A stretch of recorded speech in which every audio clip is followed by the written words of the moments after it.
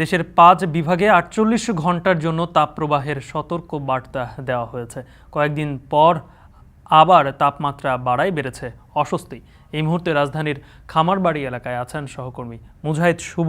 এছাড়া বরিশাল সদর রোড থেকে যুক্ত হয়েছেন সহকর্মী অমিত হাসান। শুরুতেই শুভ, আপনার কাছ থেকে জানতে চাই যে গত এপ্রিল মাস পুরোটা জুড়ে পুরো দেশবাসী কিন্তু তীব্র তাপপ্রবাহ দেখেছে এবং তারা সেটি মোকাবেলাও আসলে শেষ পর্যন্ত করেছেন, কিন্তু এবারে আসলে সেই তাপপ্রবাহ কোথায় গিয়ে ঠেকতে পারে আর কতদিন এটা আসলে থাকতে পারে?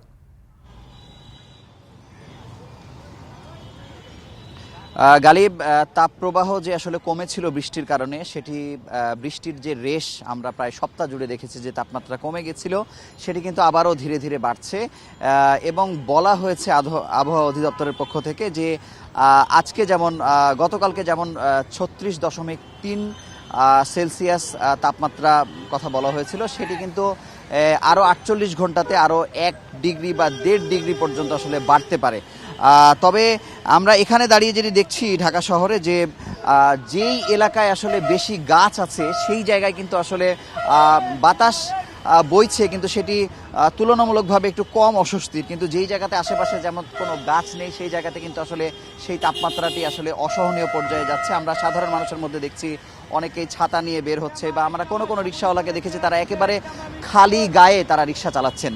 তবে একটি আশার কথা হচ্ছে যে আগের তাপপ্রবাহের সময় যেটি হয়েছে যে বৃষ্টি কবে হবে সেটি মানুষ জানতো না, কিন্তু আবহাওয়া অধিদপ্তর বলছে 18 তারিখে, অর্থাৎ আসলে একদিন পরেই বৃষ্টির সম্ভাবনা রয়েছে। এবং এই বৃষ্টির সম্ভাবনাটি কিন্তু শুধু দেশের পশ্চিমাঞ্চল ছাড়া অন্যান্য সব জায়গাতে কিন্তু আসলে বৃষ্টি হওয়ার সম্ভাবনা রয়েছে বলে তারা জানিয়েছেন। তবে যেটি বলা যায় যে রোদের নিচে আসলে বেশিক্ষণ দাঁড়িয়ে থাকার পরিস্থিতিও আসলে নাই, যে কিছুক্ষণ দাঁড়িয়ে থাকলে কিন্তু একেবারে ঘামে ভিজে যাবার অবস্থা এবং অস্বস্তি কিন্তু বাড়ছেই। তো আপনি জানেন যে আসলে এই তাপপ্রবাহ বাড়ারও আসলে অনেকগুলো কারণ আছে, যে এসির পরিমাণ বাড়ছে, গাছ কাটা হচ্ছে, নানা ধরনের কারণে কিন্তু এই তাপপ্রবাহ বাড়ছে।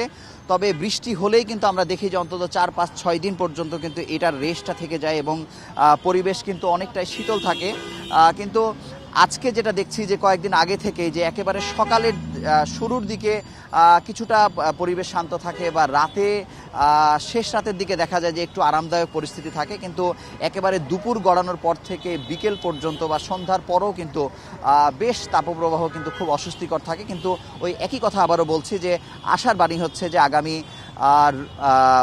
পরশু দিন অর্থাৎ একদিন পরেই কিন্তু বৃষ্টির সম্ভাবনার কথা বলেছে আবহাওয়া অধিদপ্তর। এই ছিল এখানকার সবশেষ খবর। আমরা সরাসরি চলে যাচ্ছি বরিশালে, সেখানে আছেন আমাদের রিপোর্টার অমিত হাসান।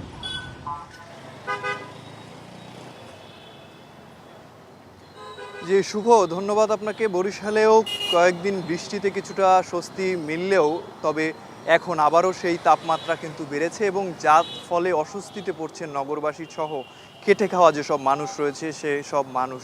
এবং আজকে 12টা পর্যন্ত বরিশালে সর্বোচ্চ তাপমাত্রা রেকর্ড করা হয়েছে 34.4 ডিগ্রি সেলসিয়াস এবং গতকালকের যে তাপমাত্রা ছিল 35.6 ডিগ্রি সেলসিয়াস সর্বোচ্চ তাপমাত্রা।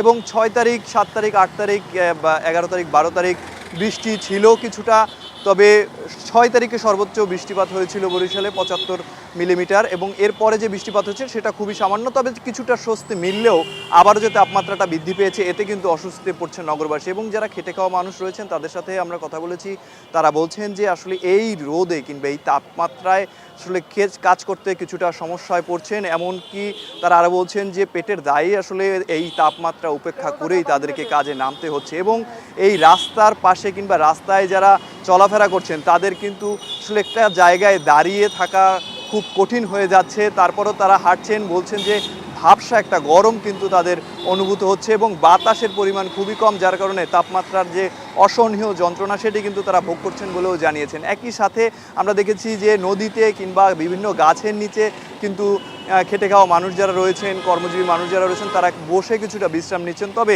গাছপালার সংখ্যাও কমে যাওয়ার কারণে তাপমাত্রা বৃদ্ধি পাচ্ছে এবং বিশ্রাম নেওয়ার জায়গাটাও কিন্তু সংকীর্ণ হয়ে যাচ্ছে বলে জানিয়েছেন নগরবাসী। এবং এই তাপমাত্রা আসলে গতকাল সন্ধ্যা থেকে আগামী 48 ঘন্টা অব্যাহত থাকবে বলেও আবহাওয়া অফিস জানিয়েছেন এবং তারপরে কিছুটা স্বস্তি মিলতে পারে বলে তারা আশঙ্কা করছেন। তবে আগামী 2-1 দিন এই তাপমাত্রা অব্যাহত থাকবে এবং এর ফলে নগরবাসী যে ভোগান্তিতে পড়ছেন আসলে তারা এ থেকে পরিত্রাণ চান, কারণ একটু স্বস্তির জন্য তারা বৃষ্টি কামনা করছেন কিংবা বৃষ্টির অপেক্ষা করছেন যে কখন বৃষ্টি নামবে, সেই বৃষ্টিতে কিছুটা স্বস্তি মিলবে তাদের জীবনে। এবং আরেকটু যদি বলি, এই গরমের কারণে কিন্তু রোগের যে সংক্রমণ সেটিও কিন্তু বেশি হচ্ছে, বিশেষ করে বাচ্চারা কিংবা বৃদ্ধ যারা রয়েছেন তারা কিন্তু বেশি আক্রান্ত হচ্ছেন। বিশেষ করে ডায়রিয়া জনিত রোগে কিন্তু বরিশাল হাসপাতালগুলোতে রোগীর সংখ্যা বাড়ছে। এবং বরিশালে তাপমাত্রা আজকে যদি আরেকবার বলে দেই যে 34.4 ডিগ্রি সেলসিয়াস তাপমাত্রা রেকর্ড করা হয়েছে আজকে দুপুর 12টা পর্যন্ত। বরিশালের আবহাওয়া নিয়ে এই ছিল আমার কাছে সর্বশেষ। গালিব, দেশের 5 বিভাগে 48 ঘন্টার তাপপ্রবাহের সতর্কবার্তা চলছে। তার সর্বশেষ রাজধানী থেকে জানাচ্ছিলেন মুজাহিদ শুভ আর বরিশাল থেকে অমিত হাসান।